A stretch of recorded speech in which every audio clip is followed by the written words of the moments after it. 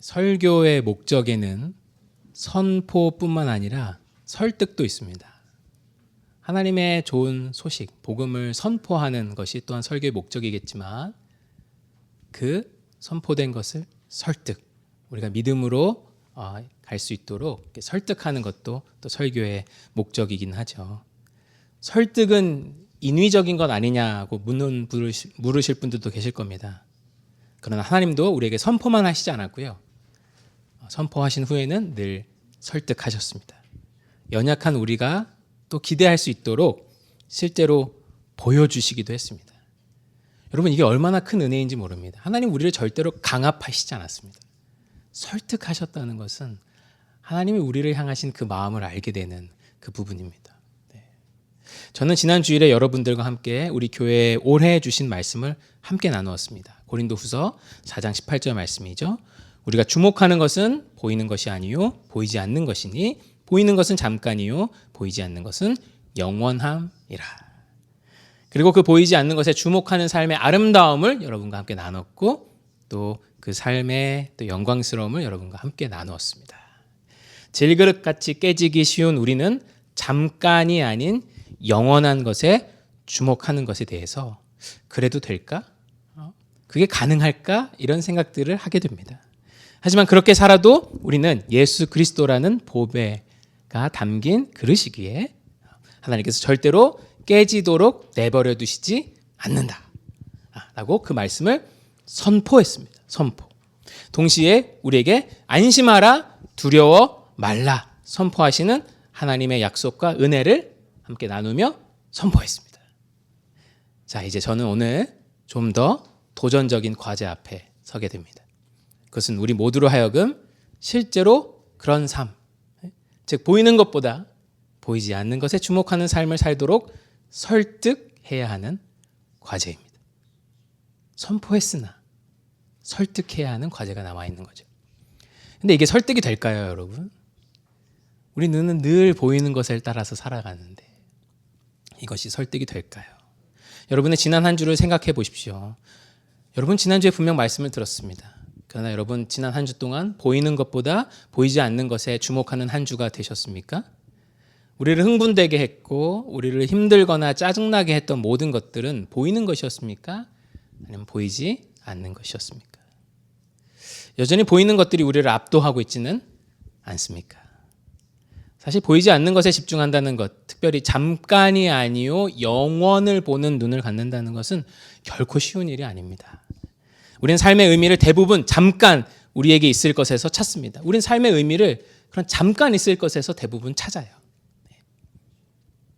또 그것을 갖기 위해 대부분의 시간과 노력을 기울입니다. 삶의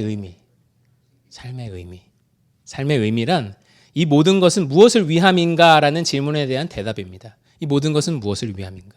나는 왜 일을 하지? 나는 왜 공부를 하지? 나는 왜 돈을 벌지? 나는 왜 가정을 돌보지? 나는 왜 존경받고 싶지? 나는 왜 무엇을 위해 살아가고 있지? 오늘 본문에서 바울은 이 질문에 대하여 나름의 답을 하고 있는 것처럼 보입니다. 24절입니다. 내가 달려갈 길과 주 예수께 받은 사명 곧 하나님의 은혜의 복음을 증언하는 일을 마치려 하면은 나의 생명조차 조금도 귀한 것으로 여기지 아니하노라. 여러분 이런 삶이 아름다운 삶입니다. 그러니까 여러분도 이런 삶을 사십시오 라고 제가 선포할 수 있다면 얼마나 좋을까요? 휙 그렇게 선포하고 말면 설교자로서 너무 편안할 것 같습니다. 그러나 설득해야죠. 그런데 전혀 이런 삶을 살 마음이 없는 저와 여러분을 그렇게 설득할 수 있을까? 그게 과연 가능할까? 이런 생각이 듭니다. 자, 그럼 제일 먼저 바울이 어떤 상황 중에 또 어떤 맥락 중에서 이런 고백을 했는지 그것부터 우리가 좀 먼저 살펴보길 원합니다. 오늘 본문에서 바울은 밀레도라는 항구에 있습니다. 이곳은 그가 오래 머물기 위해 도착한 곳은 아닙니다. 지금 그는 어디로 가는 중입니다. 그는 지금 고린도라고 표시되어 있는 이 그리스 남쪽에서 이제 출발을 했고요. 육로를 거쳐서 마게도니아 지방을 거쳐서 성경엔 소아시아라고 나오고 아시아라고 나오는 지금의 터키 지방을 거쳐서 오른쪽 아래 있는 예루살렘으로 가는 중입니다. 지금 바울의 여정이 그려합니다. 지금 가는 중에 밀레도라는 도시에 잠깐 들른 거예요. 근데 아직 갈 길이 먼데도 지금 밀레도라는 도시에 들렀습니다. 지금의 터키 지방의 남서쪽에 있는 밀레도라고 표시되어 있는 에베소라고 큰 원 밑에 있는 그 밀레도라는 곳에 지금 들른 겁니다. 이 밀레도라는 항구는요, 에베소라는 도시랑 가까웠는데 에베소는 어디였느냐? 사도 바울이 이 선교 여행 중에서 가장 오래 머물렀던 도시입니다. 사도 바울이 교회를 개척하고 가장 오랫동안 목회했던 것, 3년이나 목회했던 곳이 바로 에베소 교회입니다. 그러니까 그 에베소 가까운 그 밀레도라는 항구로 들른 거예요. 근데 지금 밀레도에 들렀지만 사실은 예루살렘에 급히 가고 있는 길이기 때문에 에베소에 갈 만한 여유까지는 없었습니다.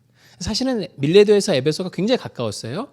우리 교회에서 데이턴까지보다도 가까운 곳이 바로 밀레도에서 에베소입니다. 그만큼 가까운 곳인데도 불구하고 바울은 지금 급하게 예루살렘으로 가야 하기 때문에 에베소에 들릴 수는 없고, 그러나 밀레도에서 에베소 장로들, 에베소의 교회 지도자들을 초청해서 같이 밀레도에서 만나는 중입니다. 오늘 본문은 그 밀레도에서 만나서 바울이 전한 메시지 가운데 있는 본문이죠. 근데 17절에서 35절 사이를 잘 보면요, 사실 이 바울은 이들에게 고별 설교를 하고 있습니다. 자신이 얼마나 에베소에서 진심으로 사역했는지, 이제 과거에 얼마나 진심으로 사역을 했는지 그 과거의 일을 먼저 이야기하고, 현재 나는 예루살렘으로 가고 있는데 이제는 다시 못 볼 것 같다라는 그 현재의 이야기를 하고, 마지막으로는 미래, 그러니까 에베소 지도자들에게 에베소 교회를 이렇게 목회해달라, 우리 교회 성도들을 잘 돌봐달라라는 당부를 하고 있습니다. 그 중에서도 오늘 본문 22절에서 24절은 바울이 왜 이런 작별 인사 또 고별 설교를 하고 있는지에 대한 이유를 말해주고 있는 부분입니다. 요약하면 이렇습니다. 여러분, 저는 지금 예루살렘을 향해 가고 있고 거기서 무슨 일을 당하려는지 모릅니다. 심지어 성령을 통해 예언하시는 분들을 그 말에 의하면 거기 가면 저에게 결박과 환난이 기다리고 있다고 말합니다. 그래서 제가 여러분을 만날 수 있는 날은 아마도 오늘이 마지막일 것 같습니다.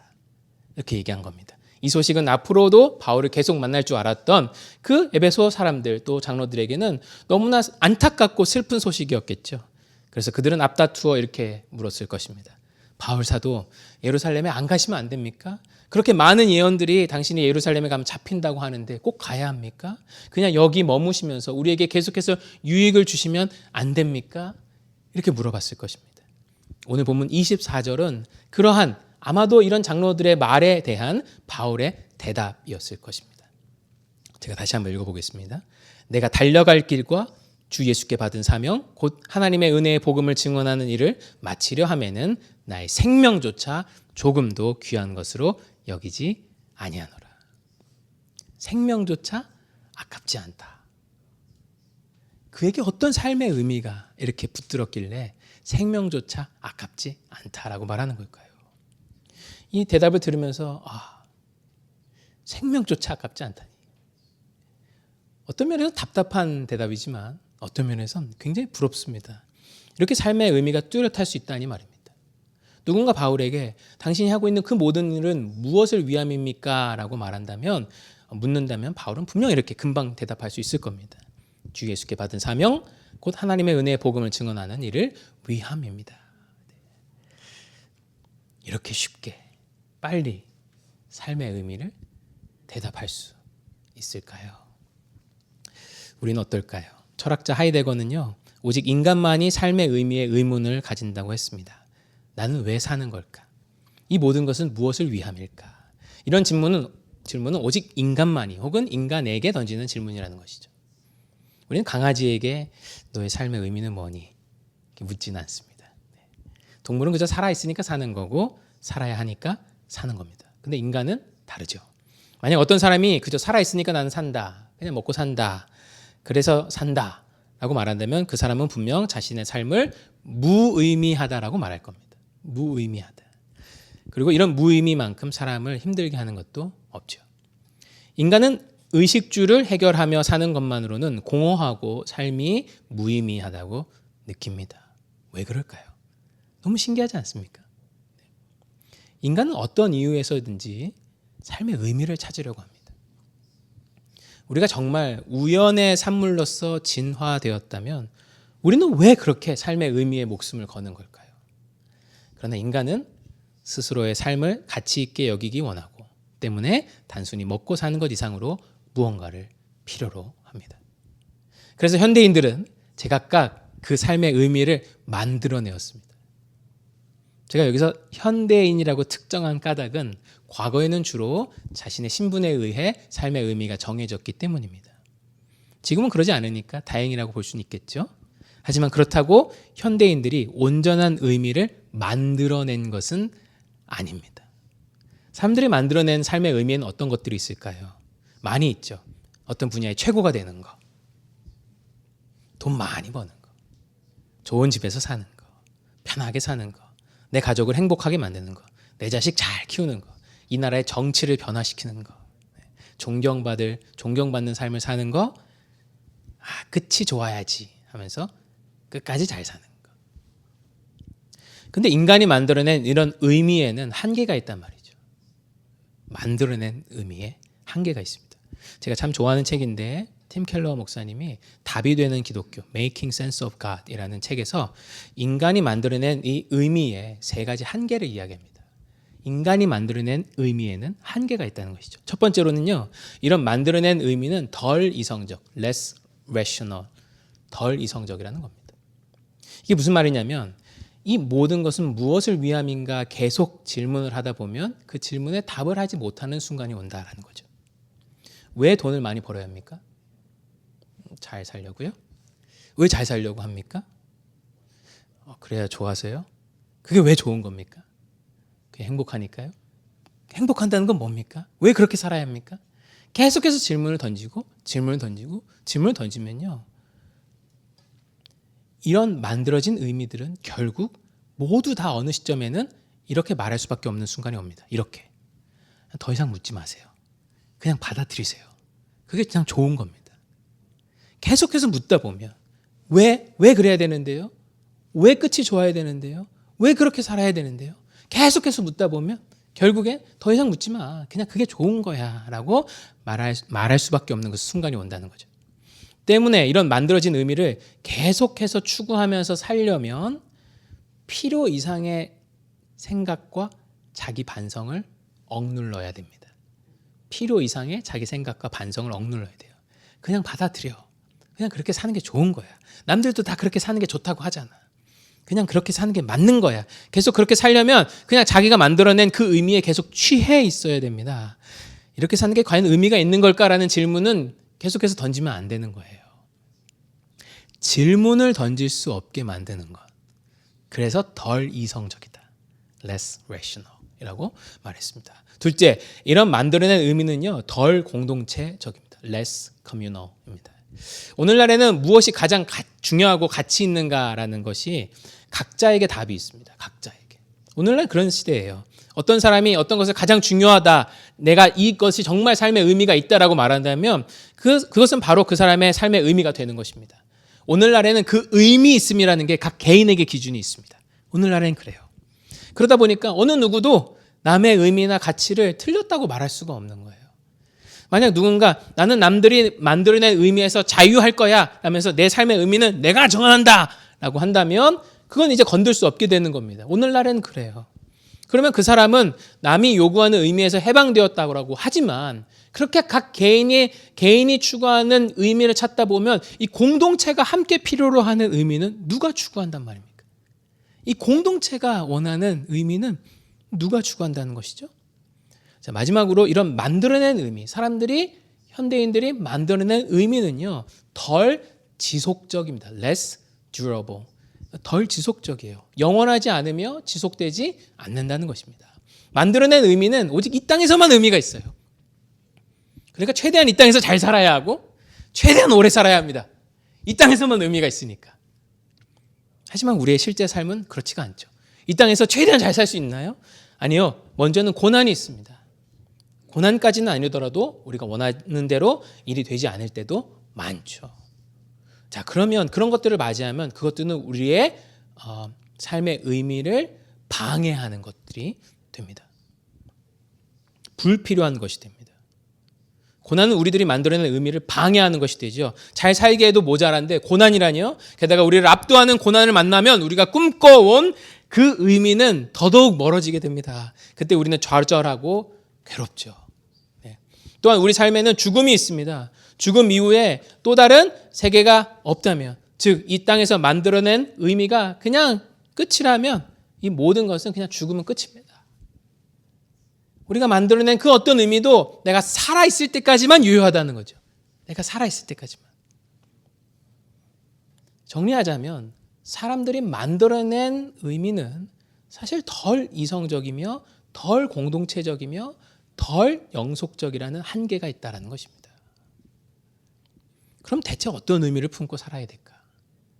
현대인들이 그렇게 찾아다녔던, 그렇게 만들었던 의미들이 덜 이성적이고 덜 공동체적이고 덜 영속적이라면 도대체 우리는 어떤 의미를 추구하면서 살아야 합니까? 라는 질문이 듭니다.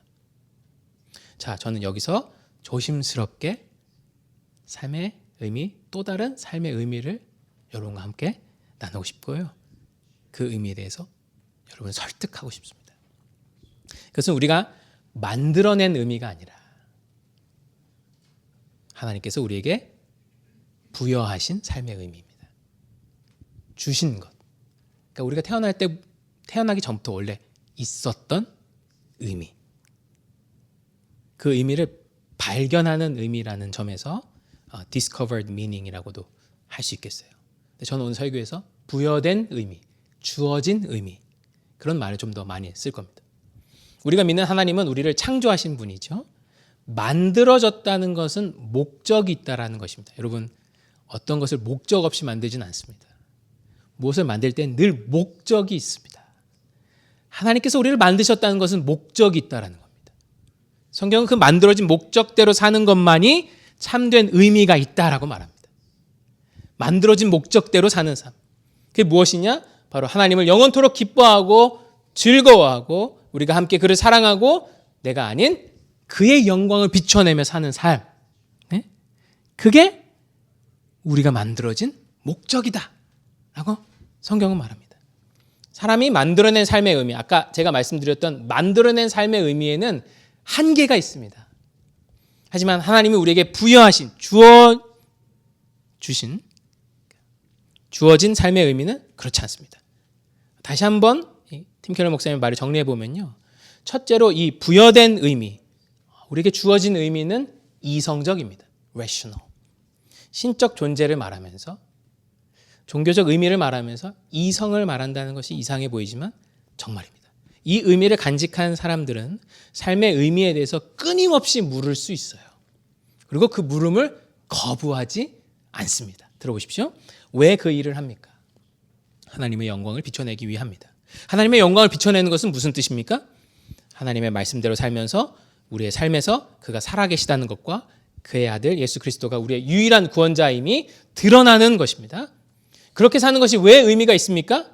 하나님은 우리를 창조하신 분이고 그가 우리를 만드신 목적대로 사는 것만이 한계가 없기 때문입니다. 계속해서 질문에 대하여 계속해서 답을 해갈 수 있는 것이죠. 물론 이 답을 어떻게 받아들이냐, 믿느냐의 차원은 또 다른 차원이지만 그러나 적어도 이 삶의 의미, 우리에게 주어진 삶의 의미, 부여된 삶의 의미는 이 질문을 거부하지 않는다는 것입니다. 적어도 덮어놓고 믿어 그냥 좋은 거야 그렇게 살아야지 라고 대답하지 않는다는 것이죠. 계속해서 대답을 하려고 합니다. 그래서 rational, 이성적이라는 겁니다. 질문을 거부하지 않는다는 점에서 우리는 이와 같이 삶의 의미에 대해 끊임없이 같이 이야기해 볼 수 있습니다. 절대로 아까 우리가 말한 만들어낸 의미처럼 그냥 믿어, 인생은 그렇게 사는 게 그냥 좋은 거야 라고 말하는 부분이 없다라는 것이죠. 자, 두 번째로 이 부여된 의미, 주어진 의미는 공동체적입니다. 우리는 빈민을, 가난한 삶을 굶어 죽지 않게 하는 것이, 그런 사람들을 굶어 죽게 하지 않는 것이 의미 있는 일이다라고 말할 수 있는 근거가 있습니다.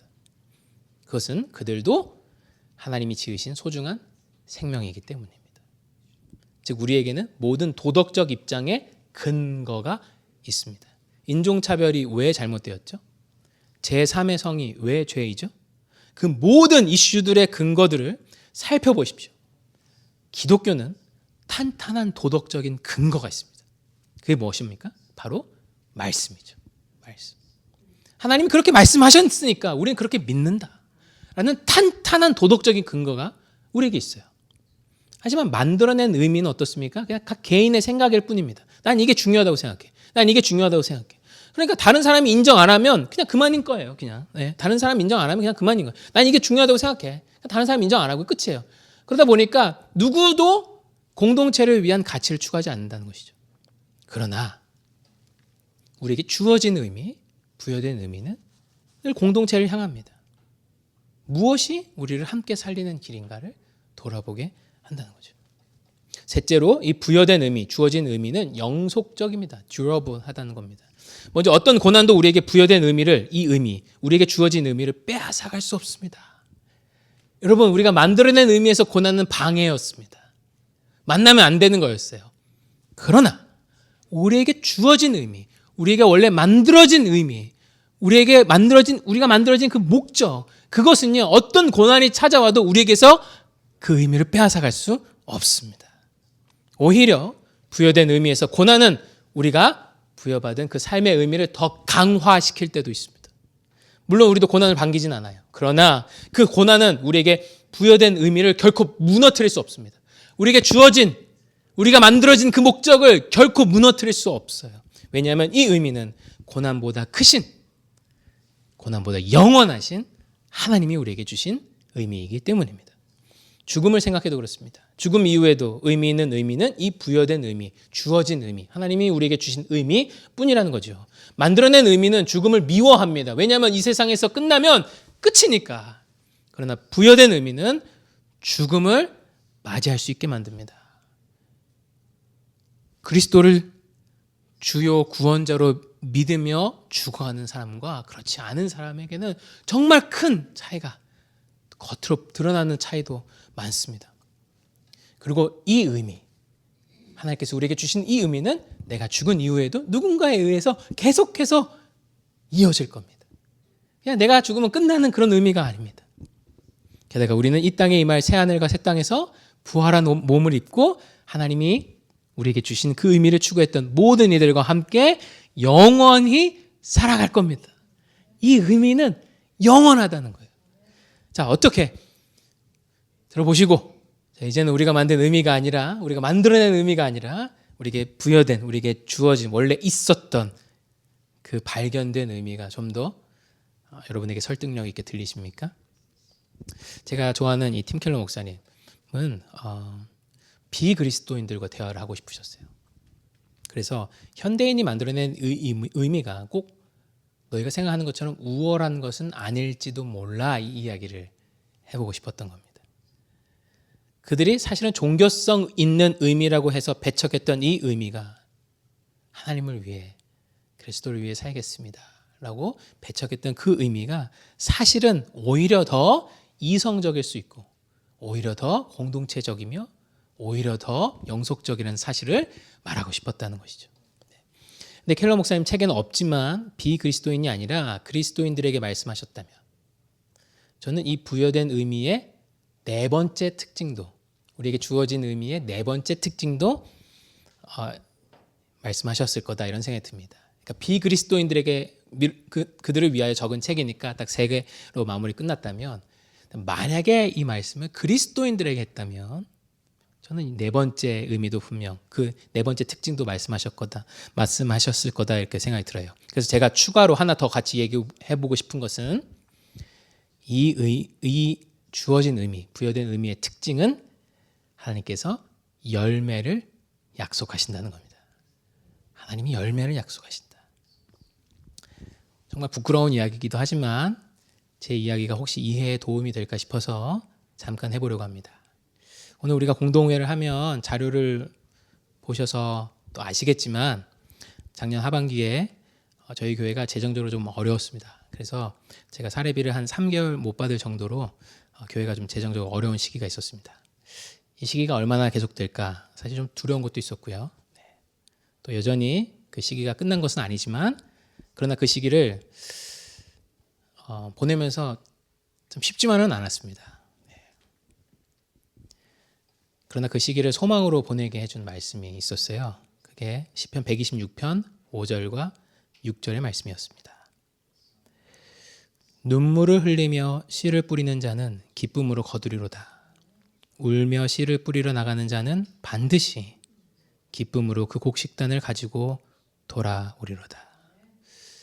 우리가 잠깐이 아니라 영원에 주목하는 삶을 살 때 분명 흔들리기도 할 겁니다. 마치 바람 앞에 선 촛불처럼 위태로울 수도 있을 겁니다. 그러나 크신 하나님께서 약속하시는 것이 무엇입니까?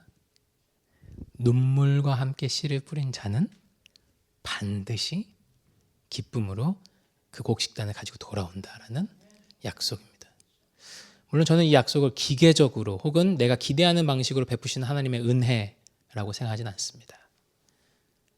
여러분 생각에도 그래서 목사님 열매가 있었나요? 이렇게 물으실 수도 있겠죠. 그러나 그것은 장담컨대 우리의 상상을 넘어설 것입니다.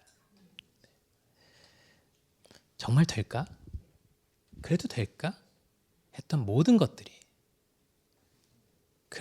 그래도 됐었어. 그래도 됐었어. 라고 고백하는 날이 올 것입니다. 그것이 우리에게 부여된 이 의미에 있는 약속이며 영광이며 아름다움이라는 거죠. 그것이 보이지 않는 약속의 결실, 잠깐이 아닌 영원의 결실을 믿는 눈일 겁니다. 저는 우리가 이런 부여된 의미를 우리에게 주시는 하나님을 믿을 수 있게 된 것도 복음이라고 생각합니다. 우리는 예수님을 믿음으로 이 모든 삶의 의미에 대해서 질문할 수 있게 되었고 답할 수 있게 되었습니다. 공동체를 생활할 수 있게 되었고 지속 가능한 삶의 의미를 얻을 수 있게 되었습니다. 저는 이것을 얻은 것이 또 복음의 기쁨 중 하나라고 생각합니다. 우리는 세상이 만들어낸 의미의 홍수 속에서 살아갑니다. 여러분, 이 문만 지나가도 나가도 다시 세상이 만들어낸 의미의 홍수 속에서 살게 될 겁니다. 그러나 그 홍수 속에서 우리는 마치 노아의 방주처럼 구원을 받았습니다. 예수 그리스도가 아니었다면, 그리스도라는 그 방주가 아니었다면 여전히 사람들이 만들어낸 그 의미 속에서 허우적대고 있었을 우리를 하나님께서 구원해 주셨다는 것이죠. 이 구원은 내가 뭘 잘하였거나 이루었기 때문에 주신 구원이 아니라 예수께서 나를 위해 하신 일 때문에 주신 구원입니다. 이 땅에 많은 사람들이 저마다 만들어낸 의미를 추구하면서 어둠 속에서 헤매입니다. 하지만 우리는 완전하신 하나님의 목적에 맞는 그 지으신 목적을 추구하며 살 수 있게 된 사람들입니다. 이 땅에 많은 사람들이 죽음 이후에 자신이 어떤 평가를 받게 될까 두려워할 때 우리는 이 땅에서 무엇을 했느냐 때문이 아니라 그리스도께서 우리를 위해 무엇을 했느냐 때문에 담대하게 죽음을 두려워하지 않는 자들이 된 것입니다. 말씀을 마치며 우리는 오늘 본문을 다시 한번 생각해 봅니다. 바울이 말합니다. 내가 달려갈 길과 주 예수께 받은 사명, 곧 하나님의 은혜의 복음을 증언하는 일을 마치려 하면은 나의 생명조차 조금 더 귀한 것으로 여기지 아니하노라. 저는 사도 바울이 대단하다는 이야기를 하려는 것이 아닙니다.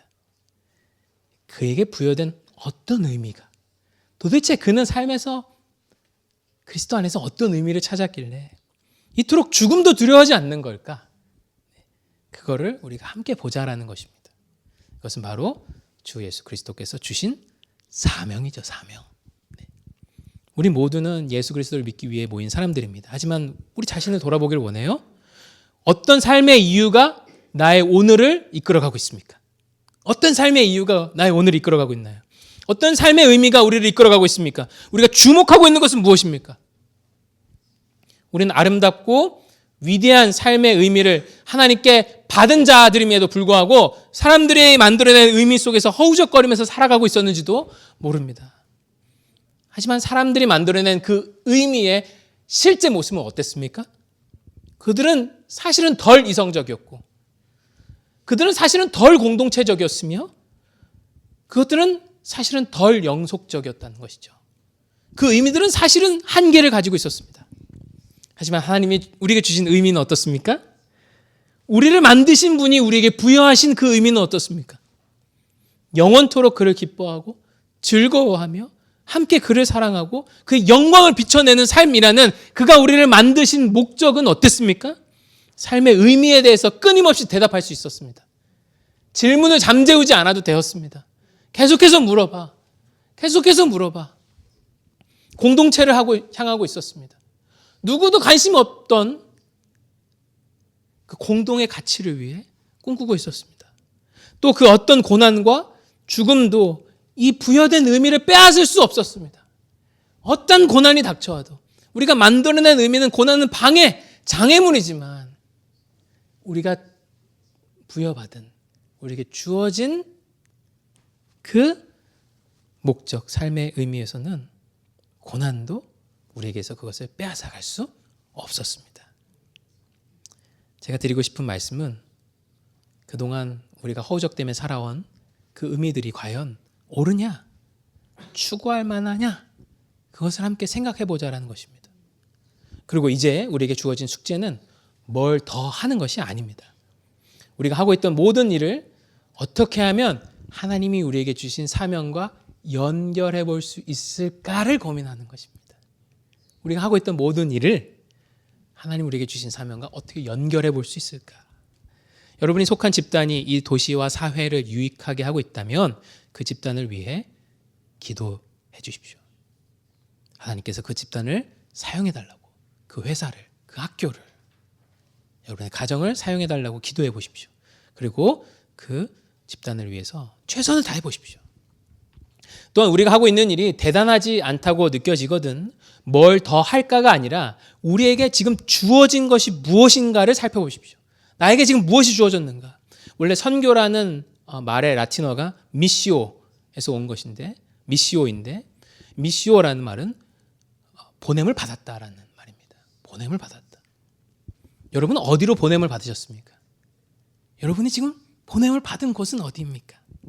거기서 시작하는 겁니다. 그리고 거기서 우리에게 삶의 의미를 주시는 분이 하나님이시라는 것을 잊지 마십시오. 그 의미는 우리가 어떤 세상적으로 대단한 일을 하고 있더라도 더 빛나지 않으며 우리가 세상적으로는 초라한 일을 하고 있더라도 덜 빛나지도 않습니다. 저는 말씀을 통해 우리 주 예수 그리스도는 우리에게 삶의 의미를 주시는 분이다. 그 복음을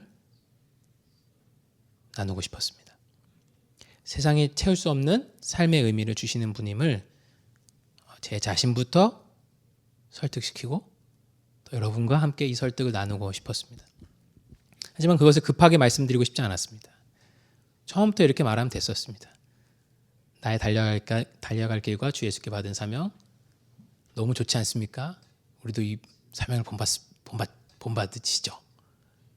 이게 가장 좋은 사명입니다. 이렇게 말하고 싶지 않았습니다.